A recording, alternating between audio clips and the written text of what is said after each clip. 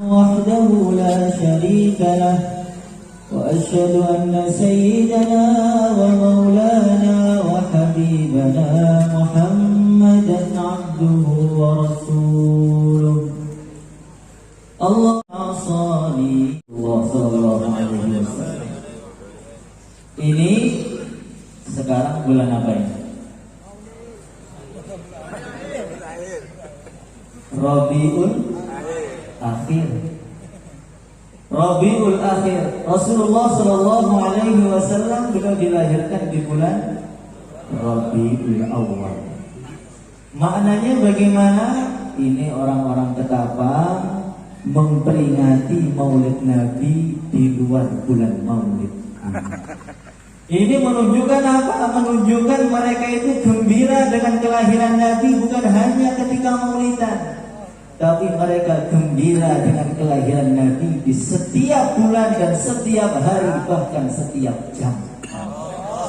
Hadirin yang dimuliakan oleh Allah Subhanahu wa taala, maka satu ulama beliau mengatakan walau anna amilna kulla hinin li Ahmad maulida lakana wajiba. Seumpama kita membuat maulidan gembira dengan Nabi setiap saat, setiap jam, itu hukumnya wajib, apalagi setiap tahun, apalagi setiap tahun. Hadirin yang dimuliakan oleh Allah Subhanahu wa taala, Masya Allah, gembira dengan kelahiran Nabi itu perkara yang tampaknya kecil.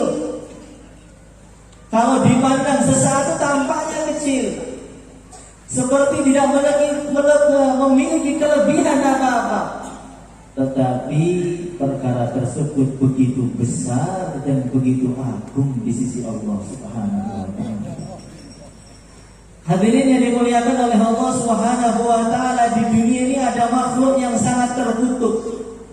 Semua orang tahu, yang goda manusia, ngajak manusia ke neraka, menentang perintah Allah, namanya adalah iblis laknatullah alaih.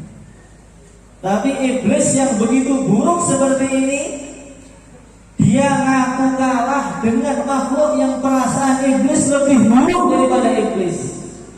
Siapa namanya? Fir'aun laknatullah alaih. Jadi ketika Fir'aun laknatullah alaih, dia ngaku jadi Tuhan, ana rabbukumul a'la, saya ini adalah Tuhan semesta alam.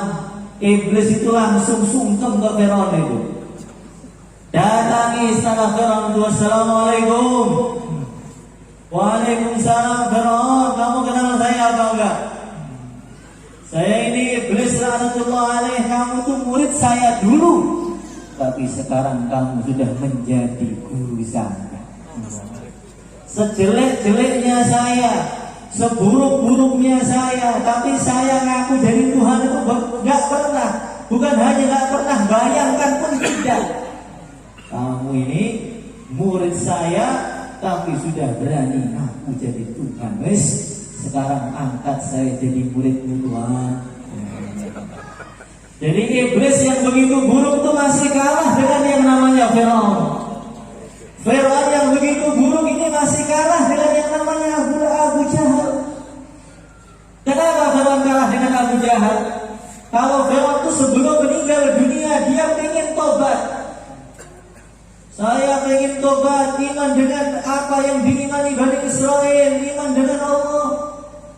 Fir'aun ketika tenggelam itu berusaha syahadat, berusaha iman dengan Nabi Musa, berusaha iman dengan Allah, berusaha iman dengan apa yang diimani Bani Israel. Sampai dalam Quran diceritakan, al-ana wa qad asaita qablu wa kunta minal mufsidin. Hei Fir'aun, masa tobatmu sekarang, dulu kamu merusak terus? Gak bisa. Fir'aun itu seburuk-buruknya manusia, tapi ketika nyawanya sudah mau copot, dia ingin tobat. Tapi kalau Abu Jahal tidak. Ketika dia sudah mau dibunuh, diserang oleh orang Madinah, anak muda, nyawanya sudah mau lepas, apa kata Abu Jahal? Aduh, kenapa yang bunuh saya ini anak muda, anak petani. Coba kalau yang bunuh saya Muhammad, yang bunuh saya tokoh-tokoh Islam, tentu saya akan lebih mulia. Masa yang bunuh anak kecil begitu? Abu Jahal itu menjelang meninggal tobat pun nggak ingin, saking sombongnya di atasnya Fir'aun. Tapi Abu Jahal yang begitu buruk ini, ada yang lebih buruk lagi dari Abu Jahal. Sebagian ulama mereka mengatakan yang lebih buruk daripada Abu Jahal itu Abu Lahab. Kenapa Abu Lahab lebih buruk? Karena Abu Jahal ini tidak ada satu ayat pun dalam Al-Quran yang secara sharih, secara jelas menyebut namanya Abu Jahal, tidak ada. Tapi kalau Abu Lahab, orangnya masih sehat, masih bisa bernafas, masih bisa lari, masih seger, sudah turun ayat yang menunjukkan Abu Lahab akan masuk neraka dan pintu tobat sudah ditutup untuk dia. Tabbat yada Abi Lahab wa tab, ma aghna anhu maluhu wa ma kasab. Tabbat yada Abi Lahab wa tab, celaka kedua tangannya Abu Lahab, binasa dia. Ma aghna anhu maluhu wa ma kasab, usaha dia tidak akan bisa memberi manfaat kepada dia, harta dia tidak akan bisa memberi manfaat kepada dia. Saya selana ronggatalah, kelak Abu Lahab nanti akan dimasukkan ke dalam neraka yang begitu berkobar-kobar. Wa imra'atuhu hammalatul hatab, dan istrinya yang sering menebar fitnah. Jadi suami istri sakinah mawaddah warahmah di dunia dan di neraka bareng itu Abu Lahab bersama istrinya. Nas Al-Quran ini dua orang langsung wa imra'atuhu, saya selana lahab wa imra'atuhu, itu suami istri sudah ditutup pintu tobat. Fi jidiyah hablum min masad, nanti di lehernya akan diberi tali-tali dari besi. Orang yang begitu buruk, hidup masih sehat, masih bernafas, tapi sudah ditutup pintu iman dan diberi kabar kamu tidak akan bisa masuk surga selama-lamanya. Orang yang seperti itu, yang seburuk itu, ketika datang berita dari Thuwaibah, yaitu budaknya, Tuhan, ini ponakan Tuhan sudah lahir. Ponakan saya lahir, anaknya Abdullah, iya. Muhammad bin Abdullah sudah lahir Tuhan. Itu Abu Lahab sowan, mukanya berbinar-binar, loncat-loncat, saking senangnya dia mengatakan pada budaknya, wahai budakku, karena kegembiraan saya dengan kelahiran Muhammad, kamu saya merdekakan. Maka para ulama mengatakan terburuk di dunia itu ketika maulid Nabi masih gembira, masih senang, sampai bikin syukurannya memperdekakan budak, harganya mahal. Kalau ada orang Islam, ada orang manusia kok gak gembira dengan kelahiran Nabi, gak mau maulidan, itu perlu belajar lagi dengan Abu Lahab. Gak perlu belajar dengan ulama tentang maulidan, gak perlu belajar dengan habaib, gak perlu belajar dengan Abu Lahab. Abu Lahab sudah paham pentingnya maulid.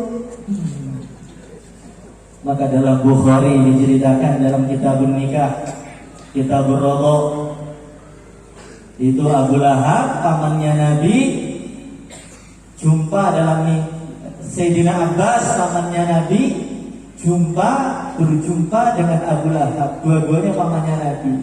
Sayyidina Abbas pamannya Nabi yang iman, Abu Lahab pamannya Nabi yang tidak iman. Maka Sayyidina Abbas ini jumpa dengan Abu Lahab dalam mimpinya. Tuhan, gimana keadaan kamu di akhirat wahai Abu Lahab? Maka Abu Lahab mengatakan, hali kama tara, keadaanku ini sebagaimana yang kamu lihat. Siksa Allah itu datang dari depan, dari belakang, dari kanan, dari kiri, dari atas, dari bawah. Neraka itu begitu mengerikan. Dalam riwayat lain, orang itu kalau dimasukkan neraka, maka kulitnya itu ditebalkan. wa ghiladu jildihi masiratu thalath. Kalau orang dimasukkan dalam neraka itu kulitnya ditebalkan sampai jarak 3 hari perjalanan. Supaya apa? Supaya nanti panasnya api neraka itu bisa terasa di seluruh lapisan-lapisan kulitnya. Kalau kulitnya tipis seperti kita, karena neraka api sedikit, ya yang terbakar sedikit. Tapi kalau kulitnya tebalnya 3 hari perjalanan, dia akan merasakan perih di lapisan 1, 2, 3, 4. Kullama nadijat juluduhum baddalnahum juludan ghairaha liyadhuqul adab. Orang ahli neraka itu setiap kena api sekali langsung tinggal tulang, ganti kulit baru lagi tinggal tulang, ganti kulit baru tinggal tulang. Sampai dalam satu riwayat 1 hari mereka ganti kulit 70.000 kali. Giginya dibesarkan, dalam Ihya dikatakan dirsu ahli nar mithlu ukhudin. Giginya ahli nar, setiap satu gigi itu seperti besarnya seperti gunung Uhud. Jadi tubuhnya besar-besar. Itu Abu Lahab disiksa dengan begitu perihnya. Disiksa dari depan, dari belakang, dari kanan, dari kiri. Maka Abu Lahab mengatakan pada Sayyidina Abbas, "Ya Abbas, saya begitu menyesal dulu gak iman dengan Allah, menentang Muhammad, saya begitu menyesal. Disiksa gak ada habis-habisnya saya ini di dalam neraka yang paling dalam. Hanya saja setiap hari Senin saya ini ada kortingan untuk siksa saya.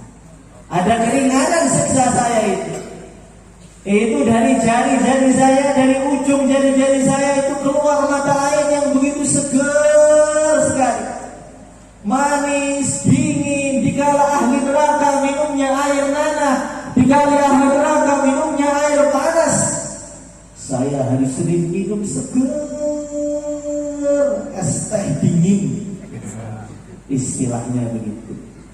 Allah berfirman kepada saya, "Hei Abu Lahab, setiap hari Senin siksamu saya ringankan selama-lamanya, karena kamu pernah gembira sekali dalam hidupmu dengan kelahiran Rasulullah sallallahu alaihi wasallam. Idza kana hadza kafiran ja'a damuhu wa tabbat yadahu fil jahim mukhallada. Ata annahu fi yawmil ithnain daiman yukhaffaf anhu lis-sururi bi ahmada. Fama dhannu bil 'abdi alladhi tala 'umrihi bi ahmada masruran wa mata muwahhida."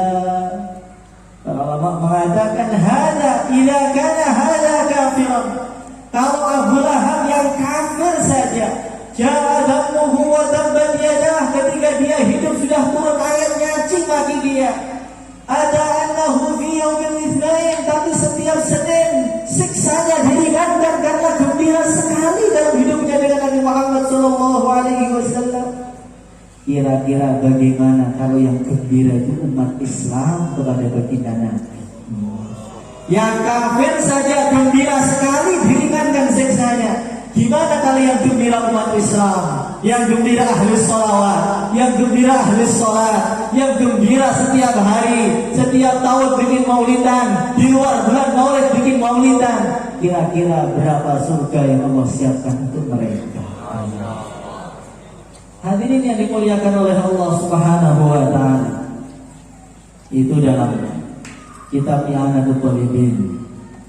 Di situ diceritakan ada seorang fasik, orang ahli maksiat. Semua kemaksiatan mulai maksiat A sampai Z sudah dia lakukan semua, nggak ada yang kelewat. Akhlaknya buruk, budi pekertinya buruk, ibadahnya jelek, muamalahnya nggak bagus, semua nggak ada yang bagus. Saking jeleknya budi pekertinya, akhlaknya, sampai ketika mati tidak ada satupun orang yang mau nyolati dia. Orang tuanya nggak mau nyolati, tetangganya nggak mau nyolati, saudaranya nggak mau nyolati. Sampai kiai di kampungnya itu sudah mengumumkan itu, tuan-tuan, orang-orang kampung jangan ada yang nyolati dia, jangan ada yang ngafali dia, jangan ada yang kuburkan dia. Biar menjadi pelajaran untuk orang-orang kampung. Kalau orang berbuat seperti amalan yang dia perbuat, nanti matinya busuk, gak ada yang ngurus. Betul? 1 hari gak ada yang ngurus, 2 hari gak ada yang ngurus, 3 hari gak ada yang ngurus. Mayat tuh kalau sudah 3 hari busuk apa enggak? Busuk. 4 hari gak ada yang ngurus. Maka tiba-tiba di malam hari yang begitu sunyi, terdengar suara dari langit. Ishhadu janazata waliyin min awliyai fa innahu azizun indi. Wahai orang-orang kampung, itu kamu urus jenazahnya fulan bin fulan. Dia ini adalah salah satu kekasih dari kekasih-kekasihku. Dia ini adalah salah satu wali dari wali indi. Dia itu punya derajat yang begitu istimewa di sisiku. Maka malam-malam orang itu langsung tergopoh-gopoh bangun dari tidurnya. Ulamanya, orang kampungnya, semua pemerintahannya bangun pengen nyolati, rebutan pengen urus jenazah dia. Ketika rumahnya dibuka, sudah 4 hari atau 5 hari, itu tak ada bau wangi yang luar biasa. Tidak pernah mereka mencium minyak wangi yang lebih wangi jenazahnya bulan tadi. Maka dia datang, dilihat wajahnya semakin tampan. Padahal dulu ketika hidup wajahnya itu jelek, rambutnya acak-acakan, mandi gak pernah, nyakiti hati orang, iya, orang lihat mukanya sudah ingin muntah.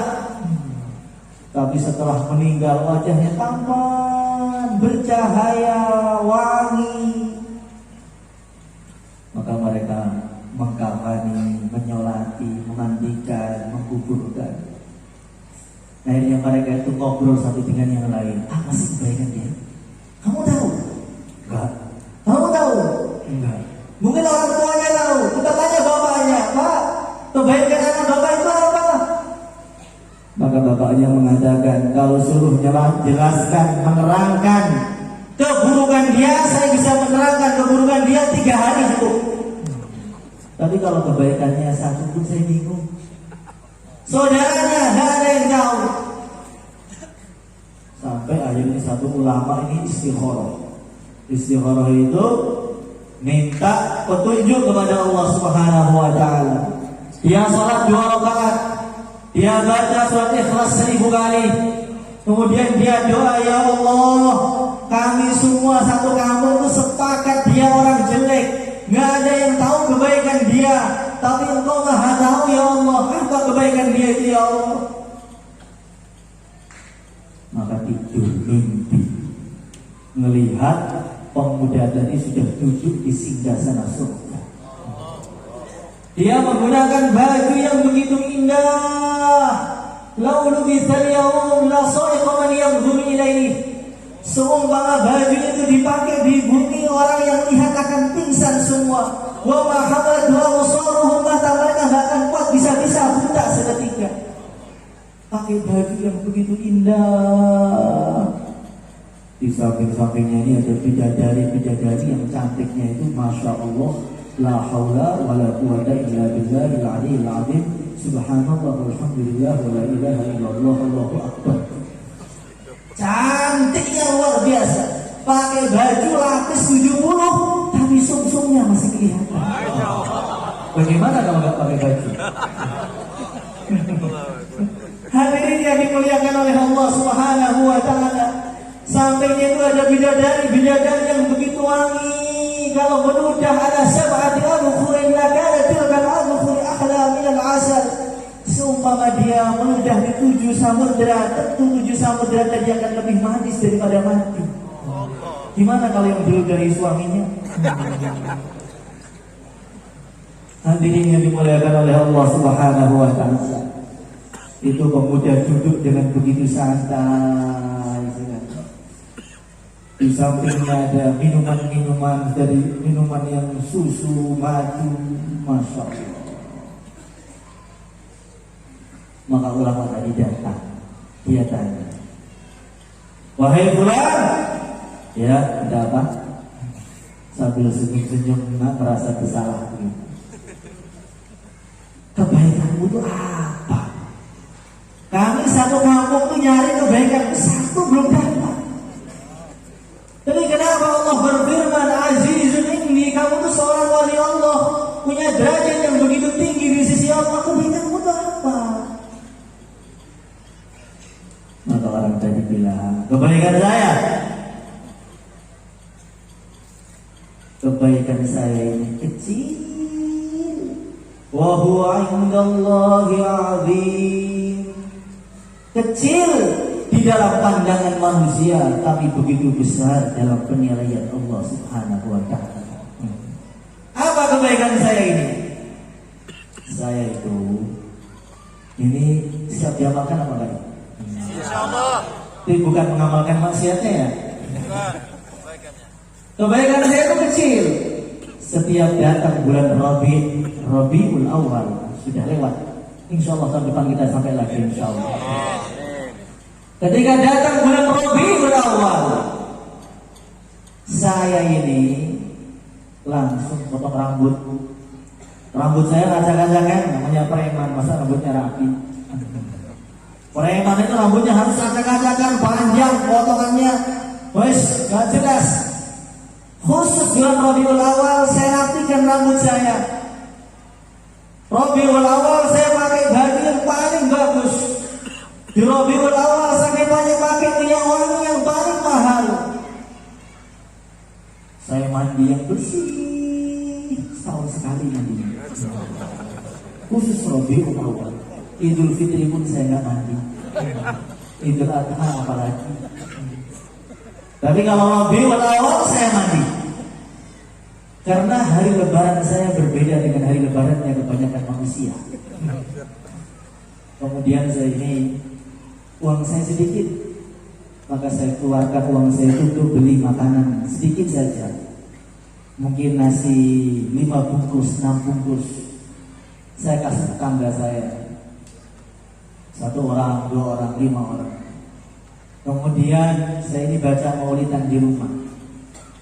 Dan saya mengatakan, ya Allah, amalan saya banyak kurangnya, sholat saya banyak kurangnya, akhlak saya banyak kurangnya, muamalah muasyarah saya banyak kurangnya.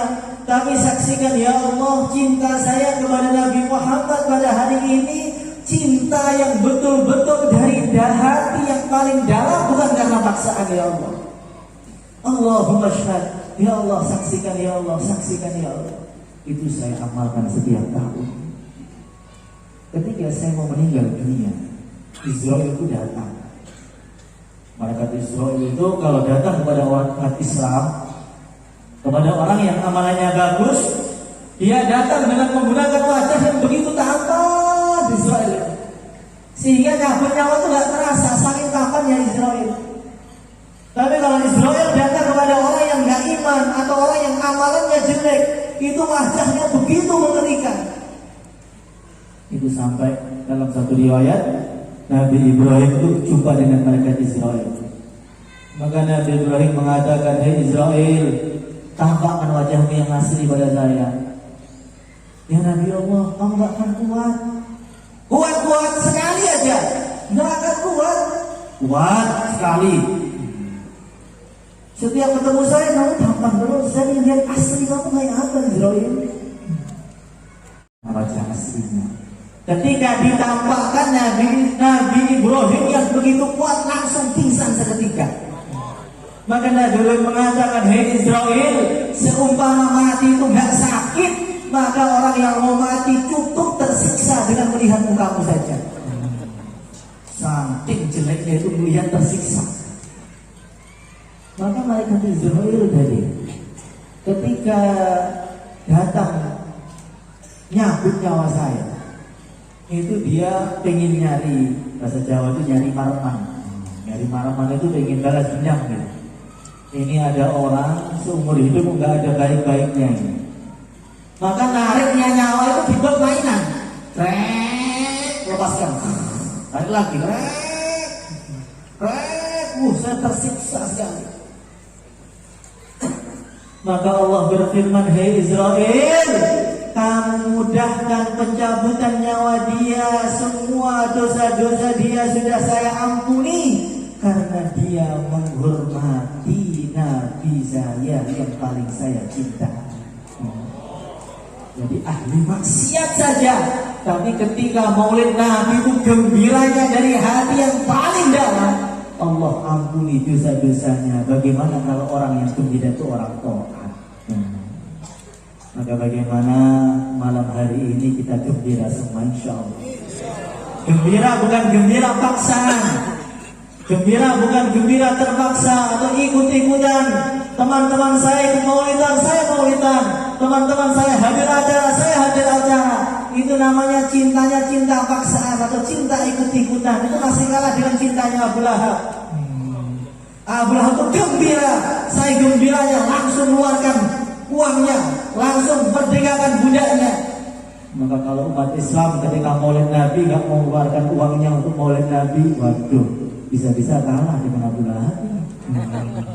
Abu Lahab cintanya kepada Nabi, gembiranya dibuktikan dengan dia memerdekakan budak yang memberi kabar gembira, harganya begitu mahal. Maka jangan sampai kita maulid itu nyari makan, bukan memberi makan. Insya Allah, setiap rumah umat Islam kita bikin maulid semua, insya Allah.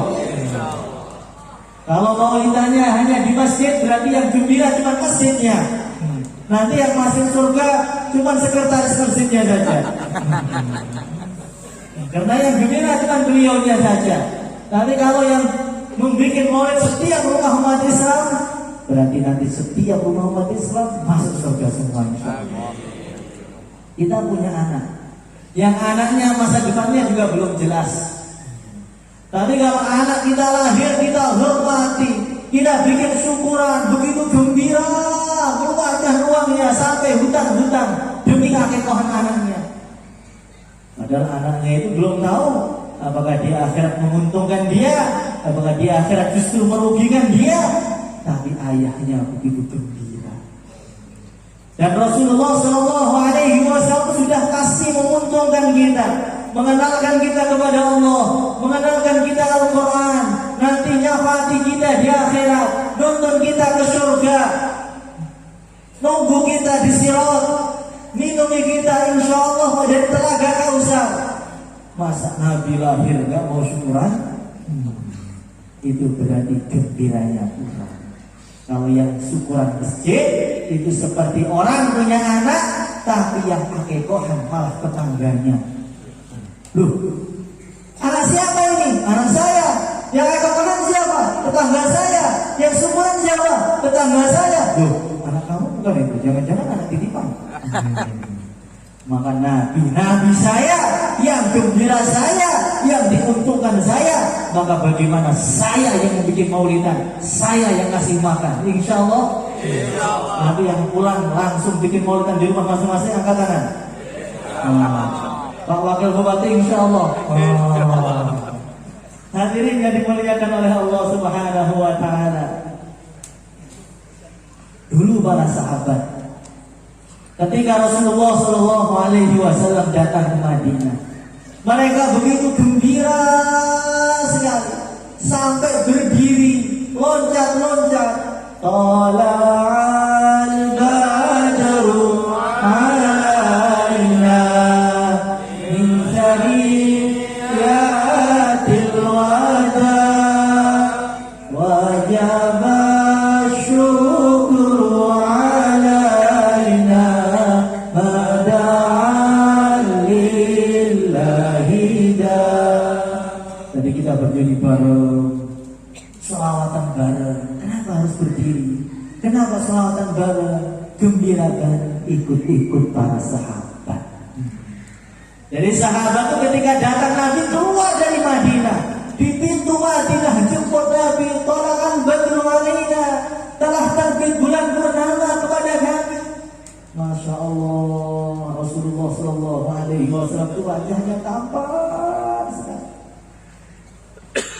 bercahaya seperti cahayanya bulan. Itu ada penyair hebat di Mekah, namanya Hasan bin Sabit, paling ahli sastra, ahli syair. Kalau dia sudah memuji orang, maka orang yang paling jelek akan tampak lebih cantik daripada bidadari. Kalau yang memuji dia, saking pintarnya ngomong. Kalau dia sudah menjelekkan orang, maka orang yang paling tampan, yang paling cantik akan menjadi sangat jelek. Saking pintarnya ngomongnya. Itu namanya siapa? Hasan bin Sabit. Maka orang-orang itu datang kepada Hasan. Wahai Hasan, kami punya musuh itu berat, namanya Muhammad. Bingung kami itu mau nyerang dia itu. Mau nyerang suaranya jelek, ternyata suaranya bagus. Mau nyerang nasabnya jelek, nasabnya bagus. Gimana cara mengalahkan Muhammad itu? Saya butuh bantuan kamu. Kamu bisa jelekkan Muhammad, pakai sihir kamu, minta berapa saya bayar. Sampai dikasih DP 1 miliar 1.000 dinar lebih. Maka Hasan bin Sabit bilang, kecil, nanti kekurangannya Muhammad, sekecil-kecilnya kekurangan yang sebesar lubang sumur, akan saya besarkan hingga lebih besar daripada dunia dengan segala isinya. Akan saya cari itu kelemahannya, kelebihannya akan tampak menjadi kekurangan. Tapi temukan saya dengan dia dulu. Saya belum tahu Muhammad itu yang mana. Maka betul, Hasan bin Sabit ini diajak sowan kepada Rasulullah SAW. Hasan bin Sabit di sini, Nabi itu bisa aja 100 meter lebih di belakang. Maka orang-orang bilang, hei Hasan, itu loh Muhammad itu. Mana? Itu. Nabi jalan mendekat. Ketika Rasulullah Shallallahu Alaihi Wasallam jalan mendekat, maka keluar dari tubuh beliau itu cahaya. Semakin dekat, semakin terang, nurnya semakin terang, semakin terang, semakin terang, semakin terang. Maka Hasan bin Sabit langsung mengatakan, lamma ra'aitu anwarahu syata'at wadatu min khifati kaffi ala basari khawfan ala basari min husni suratih falastu anzurahu illa ala qadari ruhun minan nuri fi jismin minal qamari kahilyatin nusijat minal amjudil zuhuri. Pengen nyaci langsung jadi memuji. Dia mengatakan, lama ra'aitu anwarahu syara'at. Ketika dari tubuhnya mulai memancarkan cahaya, semakin dekat, semakin terang cahayanya. Semakin dekat, semakin terang cahayanya. Maka saya sudah tak kuat. Saya letakkan tangan saya tutupi mata saya. Saya hanya mampu melihat Muhammad dari salah-salah jari saya. Saya khawatir kalau saya tetap memaksakan melihat Muhammad, mataku akan rusak, akan buta, saking begitu tampannya Rasulullah SAW. Falastu anzuru illa ala qadari. Saya tidak mampu lihat wajah beliau, itu tidak mampu. Maka banyak sahabat ketika ditanya bagaimana wajahnya Rasulullah SAW, kebanyakan mereka tidak bisa mensifati. Karena sangat terangnya wajah Nabi, mereka tidak berani. Nabi itu seperti apa? Tampan seperti apa? Bingung mereka menyikapinya. Hadirin yang dimuliakan oleh Allah Subhanahu wa Ta'ala, kita kenal Nabi Yusuf. Orang yang begitu cakep, yang begitu tampan sekali. Saking tampannya, sampai perempuan memotong jari-jarinya, gak terasa lihat Nabi Yusuf. Falamma ra'aynahu akbarnahu wa qatta'na aydiyahum wa qulna hasha lillahi ma hadha bashara. Perempuan Mesir itu melihat wajah Nabi Yusuf saking tampannya, dia potong-potong jarinya, gak terasa itu buat manusia, ini malaikat. lihat Nabi Yusuf motong jari, nggak terasa, nggak sengaja motong jari. Kalau orang melihat Nabi Muhammad Sallallahu Alaihi Wasallam, bukan motong jari, motong leher, nggak terasa. Bukan nggak terasa, sangat nikmat. Maka dalam perang Uhud itu, masya Allah, sahabat-sahabat itu berusaha membela Rasulullah Sallallahu Alaihi Wasallam. Ada sahabat namanya Abu Dujana As-Sima. Dia ini di depan Nabi jadi tamengnya Nabi, sambil ngadep kepada wajahnya Nabi, di belakang itu dipanah. Panahnya masuk, tombak, yes, tombaknya masuk. Semakin dalam tombaknya semakin nikmat. Karena menurut mereka pedihnya rasa sakit tusukan pedang, tusukan tombak sama sekali tidak sebanding dengan nikmatnya melihat wajah Nabi.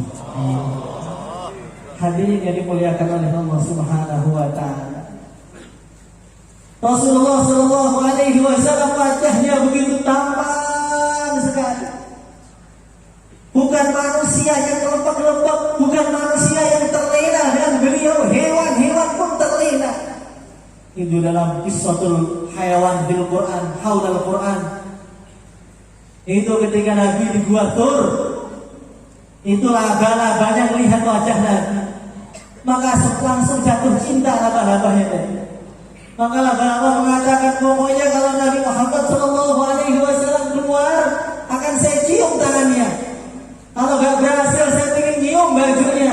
Kalau gak berhasil saya ingin nyium kakinya. Kalau gak berhasil ingin nyium ontahnya.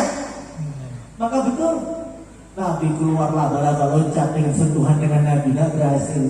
Pengen nyium bajunya, gak berhasil. Sendalnya gak berhasil. Ontahnya gak berhasil. Maka mulai saat itu laba-laba tadi nangis, gak ada yang makan, gak ada yang minum sampai mati saking rindunya dengan Nabi. Rasulullah Sallallahu Alaihi Wasallam begitu sempurna, masya Allah. Kulitnya begitu halus sekali.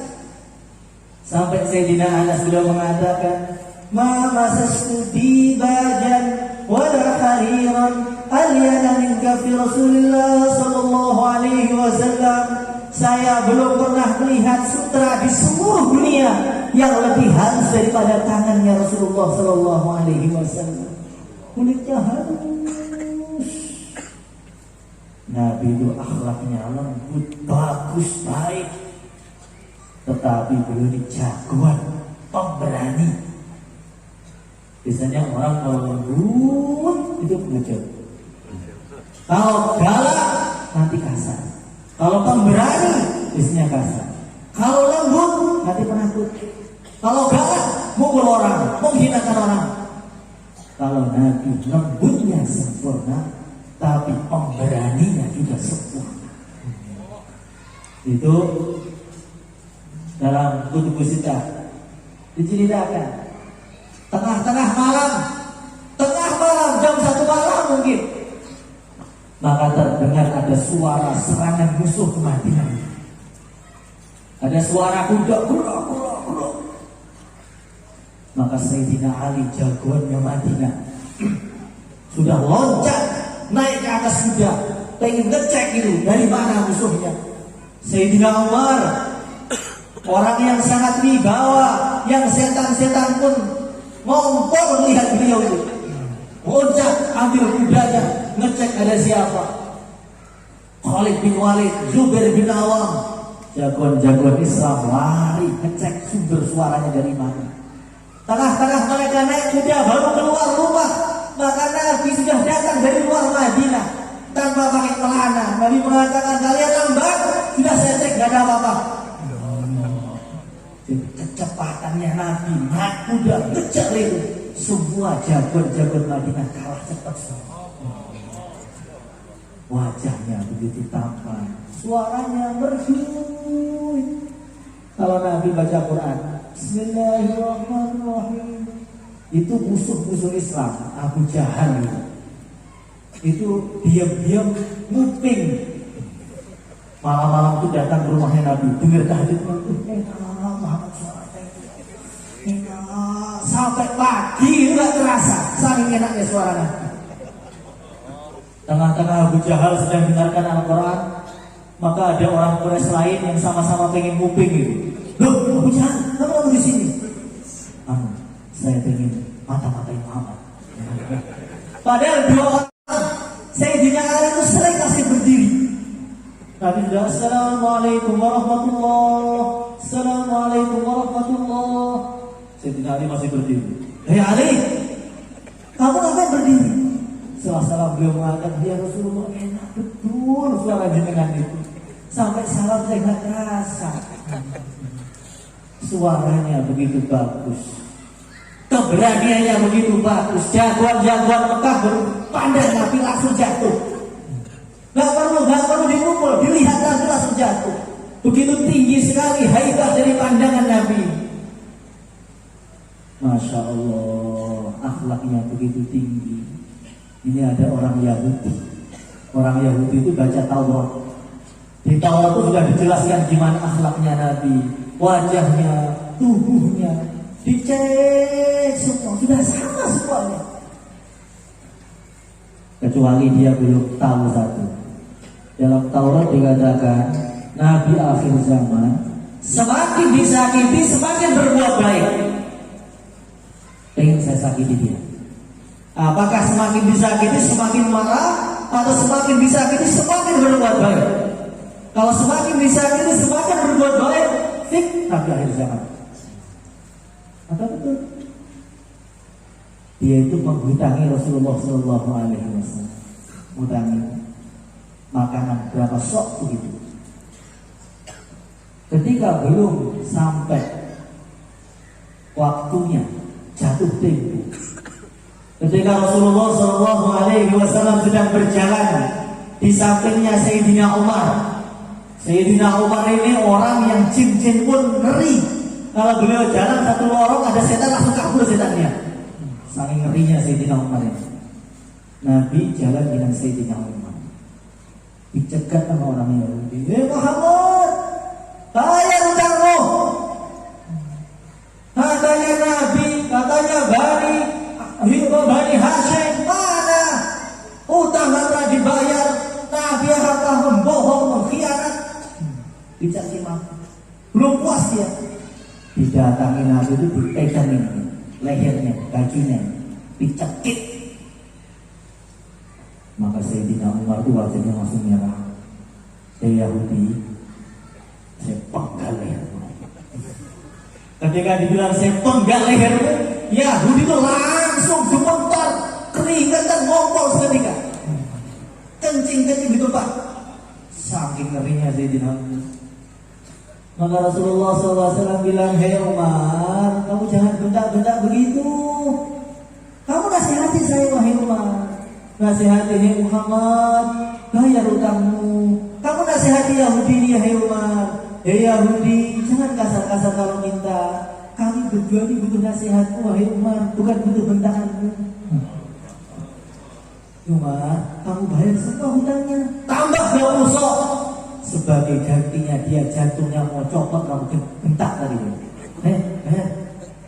Maka orang tadi langsung berdiri, ya Rasulullah, asyhadu an la ilaha illallah wa asyhadu anna Muhammadar Rasulullah. Akhlaknya sempurna, keberaniannya sempurna, sayangnya kepada kita pun sempurna. Kita itu disayangi dengan Nabi, tapi nggak merasa. Masya Allah, Rasulullah Shallallahu Alaihi Wasallam itu begitu sayang kepada umatnya itu. Sampai beliau mengatakan dalam satu hadis dalam Ihya Ulumuddin, inni la asfa'u yawmal qiyamah li aktsara mimma ala wajhi al-ard min hajar wa majar. Nanti di akhirat umatku saya syafaati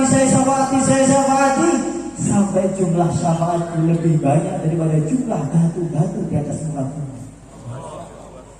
Sampai malaikat Malik itu, penjaga neraka itu bingung. Nabi diambil, yang sudah gosong diambil, jadi arang diambil semua batas Nabi neraka itu. Sampai malaikat Malik mengatakan, ya Muhammad, ma taraktun nar li ghadabi rabbika min ummatika fi baqiyatin. Wahai Muhammad, itu umatmu yang Islam sudah saya keluarkan dari neraka semua. Saya khawatir kalau ada orang Islam masih di neraka, kamu gak akan puas. Kalau kamu gak akan puas, Allah akan murka kepada saya karena membuat kamu gak ridho, kamu gak puas. Ya, diri semua itu Masya Allah. Itu sayangnya Nabi kepada kita. Masa yang disayangi tinggal sabda Nabi sambil ngantuk. Maka bagaimana di acara Maulid Nabi ini menjadi semangat baru umat Islam. Di rumah-rumahnya itu dibaca kisah-kisah Nabi.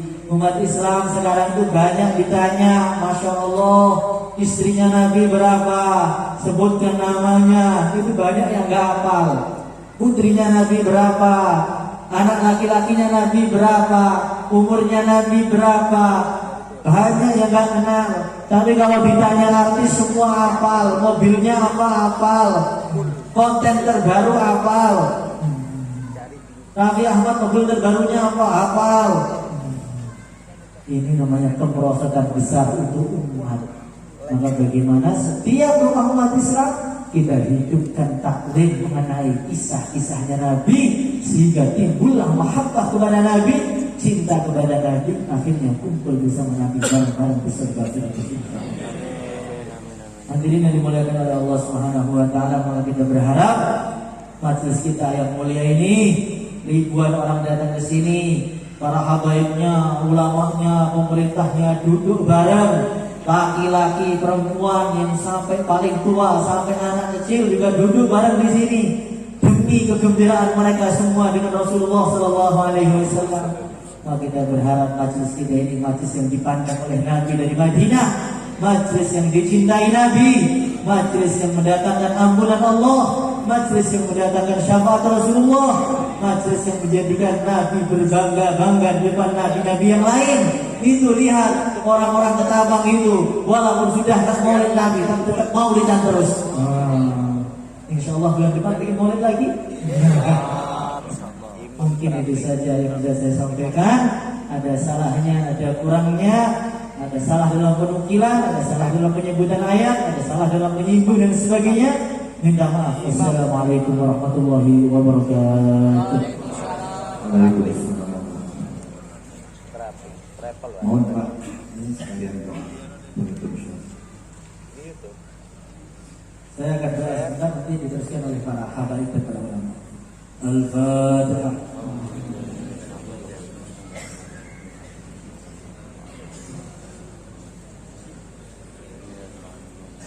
اللهم صل على سيدنا محمد وعلى ال سيدنا محمد كما صليت على سيدنا ابراهيم وعلى ال سيدنا ابراهيم في العالمين انك حميد مجيد.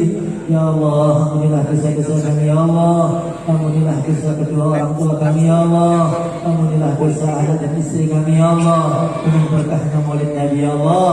Ya Allah, panjangkan umur kami ya Allah, tunaikan hajat-hajat kami ya Allah, mudahkanlah rezeki kami ya Allah, dengan rezeki kami yang banyak, yang barakah ya Allah, dengan berkahnya maulid Nabi ya Allah. Pilihlah kami untuk cinta kepada Nabi-Mu ya Allah, kumpul dengan Nabi-Mu di surga Firdaus, tanpa ada ujian, tanpa ada rintangan, murni anugerah-Mu ya Allah. Ya Allah, gunakanlah kami ya Allah, anak-anak kami ya Allah, istri kami ya Allah, saudara-saudara kami ya Allah, untuk berkhidmat mengabdi kepada agama-Mu ya Allah. Ya Allah, wafatkanlah kami ya Allah dalam puncak iman kami ya Allah, wafatkanlah kami ya Allah dalam puncak amalan Islam kami ya Allah, wafatkanlah kami ya Allah dalam puncak kerinduan kami dengan Rasulullah Sallallahu Alaihi Wasallam ya Allah. Ya Allah, majlis kami ini ya Allah, jadikanlah majlis yang barakah, majlis yang barakah, majlis yang dicintai Rasulullah, majlis yang menjadikan dosa-dosa kami diampuni oleh Allah ya Allah. Ya Allah, ya Allah, ya Allah. Rabbana atina fid dunya hasanah wa fil akhirati hasanah wa qina adzabannar. Sallallahu alaihi wasallam ala sayyidina maulana Muhammad wa ala alihi wasallam. Alhamdulillah rabbil alamin. Al-Fatihah.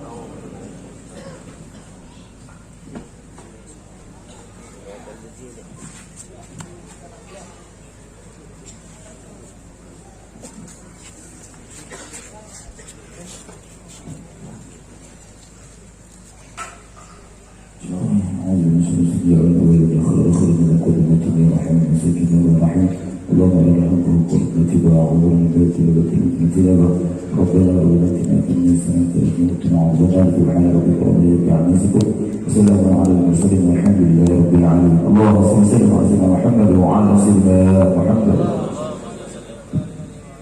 Alhamdulillah hadirin anda sekalian yang dirahmati Allah Subhanahu wa taala, dengan berakhirnya doa tadi maka berakhirlah acara pokok kita, puncak kita pada malam hari ini, dengan harapan Allah Subhanahu wa taala merahmati daripada pertemuan kita ini, juga rahmatnya dan redha kepada apa yang kita lakukan bersama, dan mudah kita akan segolong orang-orang yang digolongkan setiap bagi Nabi SAW, sehingga pada akhirnya mendapat syafaat bagi Nabi SAW dan bersama-sama dengan Nabi SAW dalam surganya Allah SWT. Amin, amin ya rabbal alamin.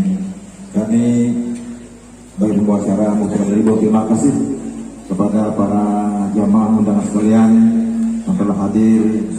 Mudah-mudahan dengan berakhirnya, dengan mendengarkan tausiah ini, bertambah yakin kita, bertambah iman kita, bertambah semangat semangat kita, dan bertambah cinta kepada baginda Nabi SAW, sehingga kita siap mengikuti sunnah baginda Nabi SAW. Semoga saja insyaallah. Kepada para undangan sekalian, ada bingkisan yang akan dibawa pulang. Mungkin kalau dimakan di sini tidak cukup waktu. Jangan sampai ada jamaah yang ketinggalan atau tidak membawa bingkisan tersebut. Kepada teman-teman petugas pembagi khidmat, kami mohon jangan dulu motor. Silakan datang kepada tempat atau tim yang siap membagikan hidangan tersebut. Insyaallah. Akhirnya saya sebagai pembawa acara mengucapkan bila terkait hidayah. Assalamualaikum warahmatullahi wabarakatuh.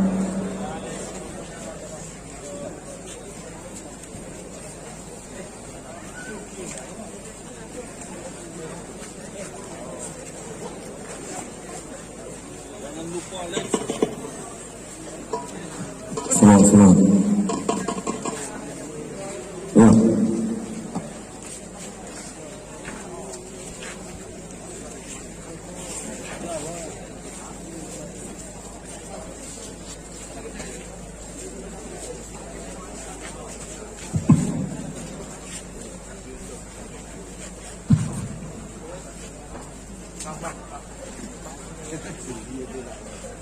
Ya Allah.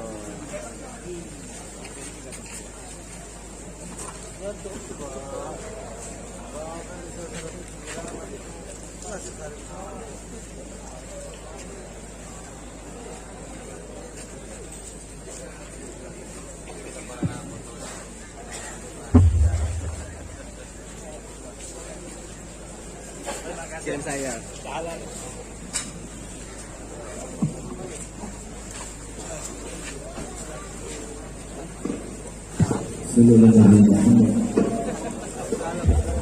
Ya Rabbi bil Mustafa balligh maqasidana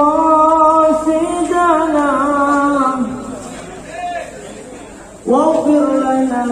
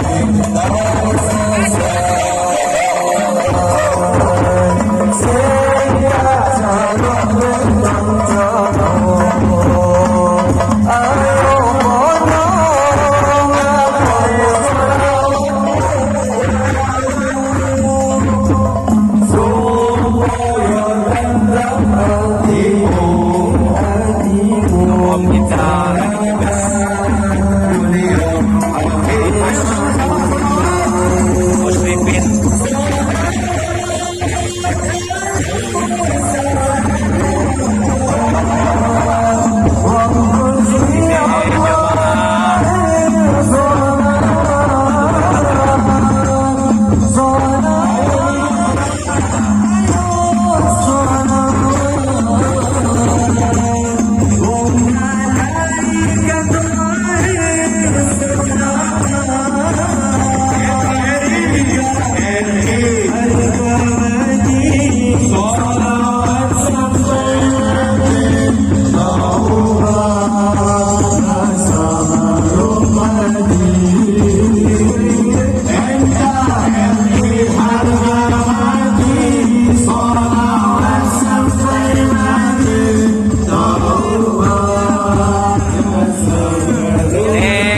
Kita lagi jualan.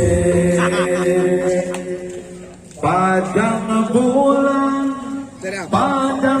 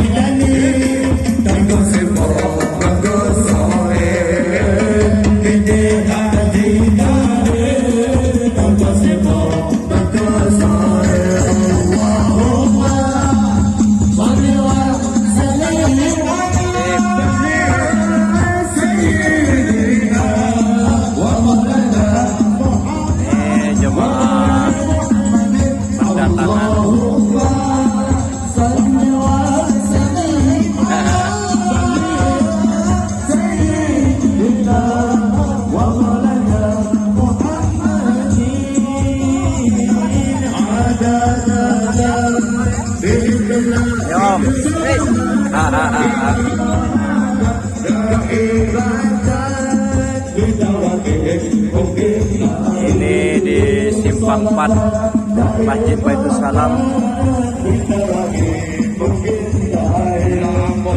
Jemaah-jemaahnya Bapak polisi.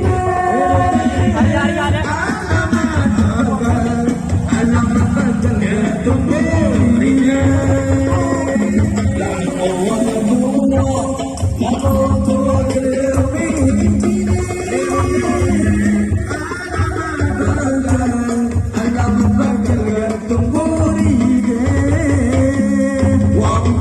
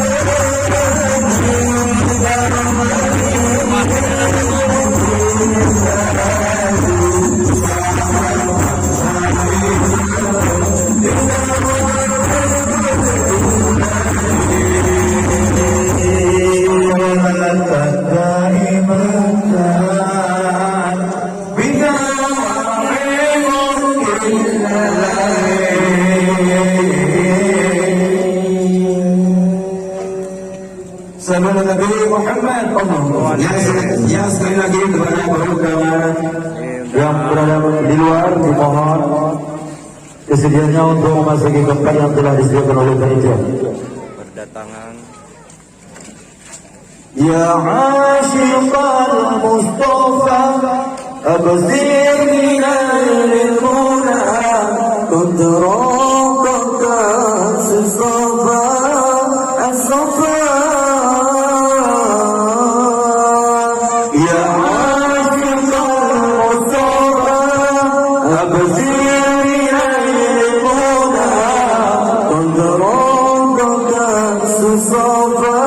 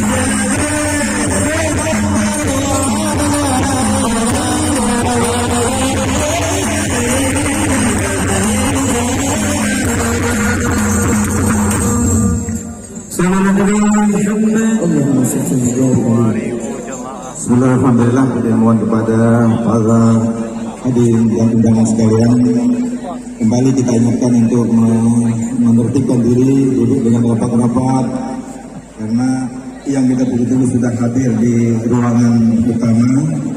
Sebentar lagi acara akan segera kita mulai.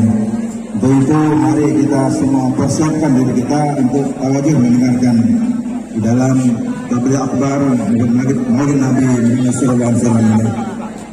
Silakan tim Hurafa untuk mengarahkan yang masih berdiri untuk segera masuk duduk di dalam tenda utama, insyaallah.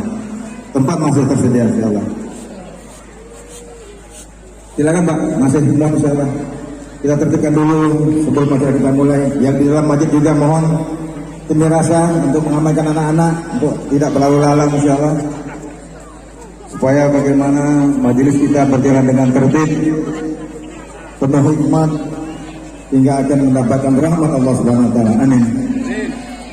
Silakan Pak, yang masih di jalan, masih berdiri, silakan. supaya acara kita akan segera kita mulai.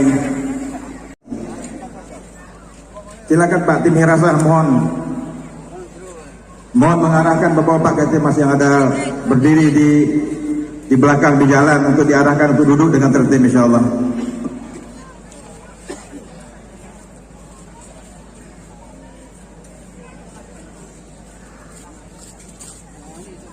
Alhamdulillah begitu ramainya para jemaah hamba Allah. Silakan Pak, sambil buat persiapan kita Bapak sekalian, masing-masing kita sama-sama mempersiapkan panitia.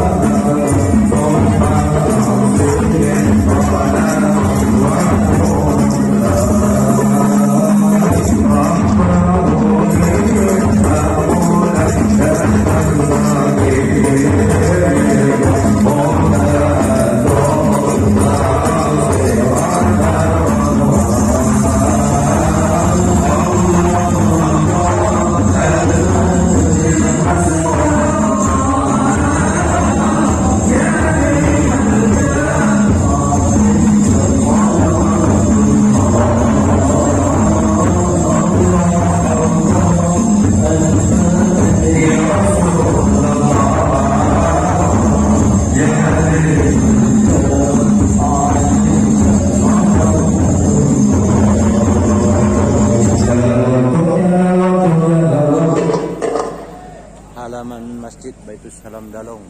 Ya, kepada para jemaah, para udara yang merasa ketinggalan atau kehilangan HP-nya, bisa dihubungi ke tempat tim selawat yang merasa ketinggalan atau kehilangan HP-nya, segera datang ke tim selawat.